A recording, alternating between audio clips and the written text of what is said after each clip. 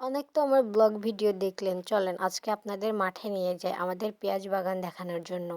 আর এইটা কিন্তু হয়েছে আমাদের ভুট্টা ক্ষেত। এখানে দেখেন কত সুন্দর মাশাআল্লাহ ভুট্টা হইছে। আর এইটা কিন্তু আমাদের পুকুর যেখানে কিন্তু মাছ চাষ করা হয়। আর এইদিকে হইছে আমার বড় আব্বুর, ছোট আব্বুর, তারপরে সেজ আব্বু সবার ড্রাগন বাগান আর কি। সামনে যে কয়টা জমি দেখা যাচ্ছে এখানে সবগুলাই কিন্তু আমার বাপ চাচাদের।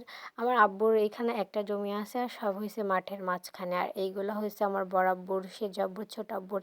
৩ জনের আর কি এক জায়গায় সবকিছুই আছে। আমাদের এগুলো কিন্তু সবকিছুই মাঠের মাঝখানে আর কি। আমার আব্বু একদম এক সাইডে পড়ে গেছে বললেই চলে। এই যে দেখেন এটা হইছে আমাদের পেঁয়াজ বাগান। মানুষ কিন্তু এখান থেকে কিছুদিন আগে খুবই পেঁয়াজ চুরি করে নিয়ে গেছিল। কি আর করব, কিছু তো করার নেই। চোর তো চুরি করবে। চোরের ধান্দাই তো থাকে সবসময় চুরি করা। আজকে আমাদের বাসায় মেহমান আসবে তাই জন্য আমি মাঠ থেকে পেঁয়াজ আর কি উঠাইতে আসছি। আমি আর আমার ছোট ফুপু আসছিলাম। বাসায় পেঁয়াজ ছিল না এই জন্য।